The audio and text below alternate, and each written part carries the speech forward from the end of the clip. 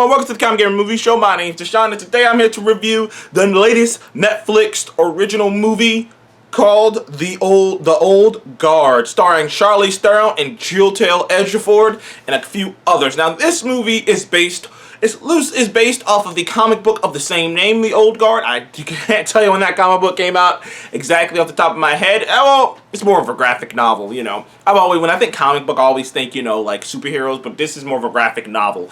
It's in the same, Old Guard's in the same vein with like The Boys and things of that nature, The Boys and like Umbrella Academy, of these like kind of offbeat, you know, comic book brands, you know.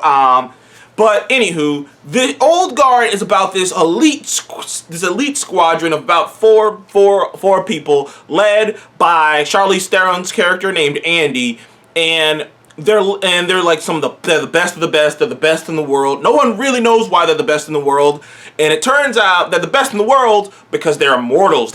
All of them have lived very long lives. With Charlize Theron's character Andy living such a long life that not only does she not completely remember, but none of them even know how old she is. In fact, she's lived such a long life that it's a touchy subject. So it's a long time. Let's just put it that way. It's a very, very long time. And anywho,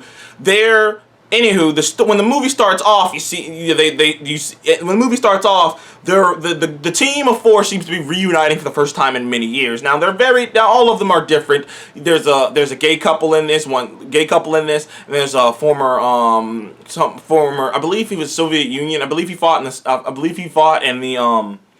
in World War II or something like that. Maybe even before that. Maybe he fought a little later than that, but like he fought a long time ago too, but he's the latest one. And then there's Andy. And there's these, like I said, there are four, they're well trained, they operate very well. And the thing about, but something goes wrong. They're set up, they're betrayed by someone. They don't know who. Maybe it's Chiwetel Ejiofor's character, who they had history with, who set up a contract for them, who found a contract for them, but it was just a setup so that someone can get photo evidence of their existence, that they're immortal and that they can't die.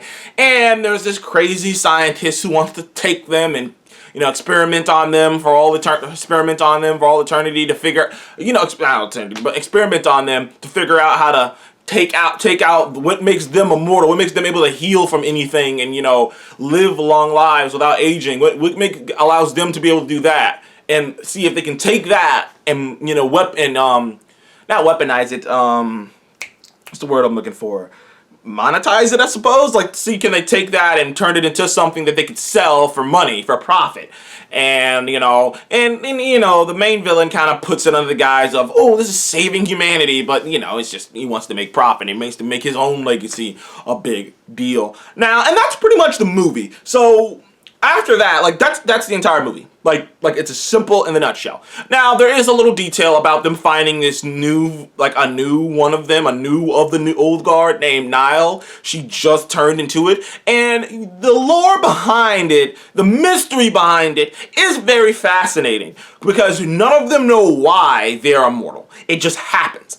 And it seems like, this is what it seems like it only happens to warriors at battle. Because the four that you see in front of you are all warriors. They were all warriors in the middle of battle. Like, but when they turned, they kind of talk about the time periods that they were in when they turned. They were all warriors in battle who got wounded and didn't die and healed from it. So, and that's what happened to Nile. Nile was in Afghanistan or something along those lines, and she was just in the army, and she was in the heat of battle, shot some guy, was trying to help him, and the guy sliced her throat. The way he did it was a little bit much. I was just like, that's such an awkward thing to happen. That's just such a random, like, way to go. It's like the dude jumped off the ground, bleeding out, jumped off the ground and got your artery, just got your throat. It's like, that was a bit weird, but, you know, it is what it is. And she didn't die from it. She completely healed. And she didn't know what the fuck just happened. And like I said, like it seems like there's some weird Valkyrie thing going on with that. I'm sure they probably explained it in the comics. I never read the comics, so I wouldn't know. But there's some weird thing going on with that where none of them really know why they're immortal. And then it's later on, and at first you kind of go, well, that kind of takes a bit of the tension away, because you're like, well, they're immortal, so no matter what happens. I will say, this worked. This was really clever writing on their part, because you start to think, well, none of them can die, then what the fuck's the tension? You know, it's like, okay. But having them being able, but then they introduced this idea that none of them, but that it's not guaranteed, because they introduced the idea that a long time ago, another one of them did die because their abilities just stopped his abilities just stopped working and he just died.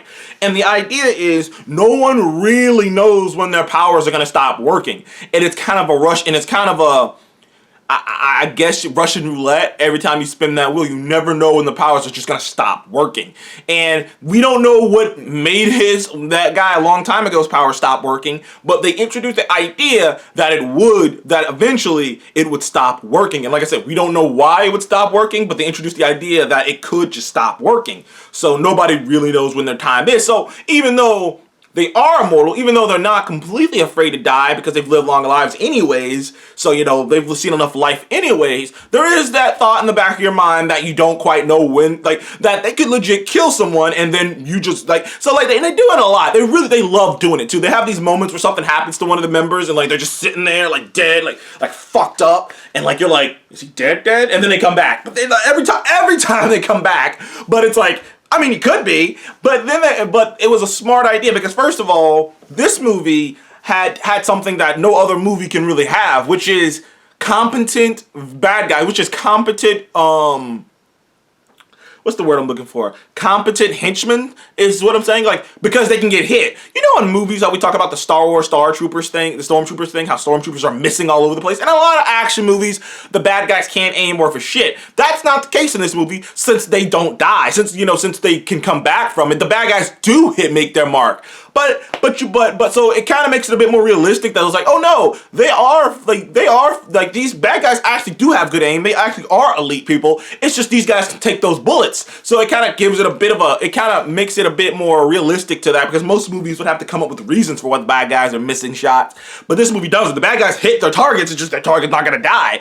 And some part, but there's this whole subplot with both Andy and the new recruit Niall, where Niall is just fresh to this. She's trying to come, work her way through this, while Andy is sort of over it. Like, that's kind of the vibe you get at the beginning of the movie, is that Andy, Charlize Theron character, is kind of over it. She's kind of given up on humanity or whatnot. Like, basically, she's just looking at the news and seeing all this shit going on, and she's just like, all the shit we do, because that's basically what they've been doing for hundreds of years.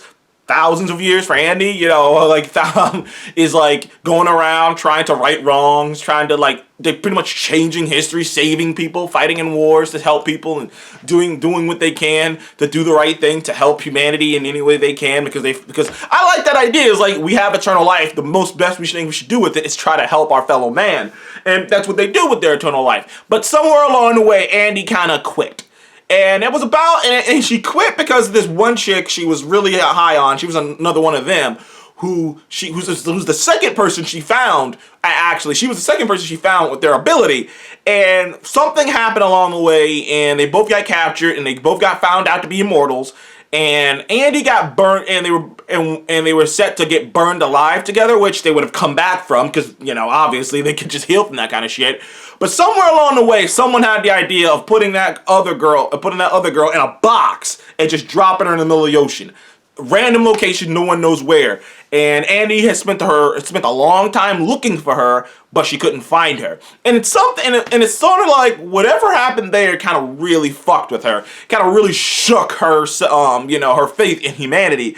And she never did find her. And they set that thread up that she's somewhere at the bottom of the ocean, drowning, and in a constant state of drowning and coming back to life, and drowning and coming back to life, going insane, because they did this thing where Niall, the new recruit, has dreams about pretty much the living. I will say this was pretty is one of the bigger problems in the movie, is everything's pretty I would say everything's pretty you could just see it coming, because when Niall was having dreams, she was having dreams about all four members of the old guard. And she was having dreams about the girl drowning in the water, about Andy's former, sort of hinted lover drowning in the water and coming back to life, drowning in the water, which kind of made me go, well, she isn't having dreams about that other guy who got cut until Andy said something about it. So 1 plus 1 means that chick is still either at the bottom of the water, at the bottom of the river, or she's either A. And I kind of came to two conclusions, which one ended up being true. I said either A, she's behind all of this shit, or B, they're gonna set her up in the end as the villain of the sequel that they hope they get. And that's exactly what happened. Like, spoiler alert, she shows up at the end, and I was like, yep. Kind of saw that coming. There's nothing about this movie that, like, honestly, I'm telling you the movie, but honestly, there's nothing about this movie you're not gonna see coming, which is one of the bigger negatives about the movie. But I'm not gonna get to the negatives yet. I'm keep with the positive. The action in this movie is top notch. It's top notch action. Charlize Theron is really proving herself to be a real action heroine. Her role in Atomic Blonde was fantastic, and speaking of which, I heard that she's working on Atomic Blonde 2 on Netflix as well, so hopefully that'll come. But yeah, man, the action in this movie is top-notch. It's fantastic. It's right up there with Extraction in terms of top-notch, beautiful action. I do like the lore of all these characters, and they have these, like, clippings and like stuff of like historical documents with them in it. It might be them and it might not be them, and it's pretty fun. And it's pretty fun to think about how old they are and how many tactics they use. I also love the fact that they're so old and they've been fighting so long that they have both modern day weapons and older weapons. Like Andy carries around an old school battle axe, and some of the other members carry around swords along with their, you know, pistols and rifles, because like it's like, and they're just, because they're so efficient with it, they're like, why not? You know, it's like, I might as well carry a sword. Most people aren't trained like this, but we are. So it's kind of cool that they kind of mix and match. It's like, yeah, and they got like these cool looking swords along with their guns and stuff. So it's like a melding pot of worlds. And I love the idea of this immortal group that goes around helping out humanity and like changing history itself. So that's group. So the mythology there is pretty fun. Charlize Theron is great. The rest of the cast is really good. But, you know, at that point, I have to get into the negatives, which is, I think Chiwetel Ejiofor was pretty much wasted in this movie. He really didn't have much to do, but like, you know, he really didn't have much to do. He would probably would have been better served as the actual villain of the movie, because the actual villain was just a squirmy little Weasley bastard. You know, you've seen it. This like tech guy, this tech Weasley bastard who isn't physically imposing whatsoever, but he's like, I want to be powerful. And, you know, like he was kind of lame. He was really lame. And like I said, and a lot of the stuff was, the messaging was pretty heavy-handed. Everything was pretty choreographed. You kind of saw it coming a mile away. You see most things coming a mile away. But so overall, I would give Old Guard a 7 out of 10. I enjoyed this. I really enjoyed this. I think it's better than Extraction, so maybe a 7.5. It's better than Extraction because I think the story is slightly more interesting than Extraction. But as Extraction is just completely straightforward and just like this tries to have a little bit more complexity behind it, which there wasn't a lot behind that complexity that they were trying to push. So I'm gonna give it a 7.5 out of 10. I enjoyed myself, I had fun, and I'd be willing to watch a sequel if they get one. Thank you guys for joining the Common Game Movie Show. Please remember to like, subscribe. I'll see you in the next one. Goodbye.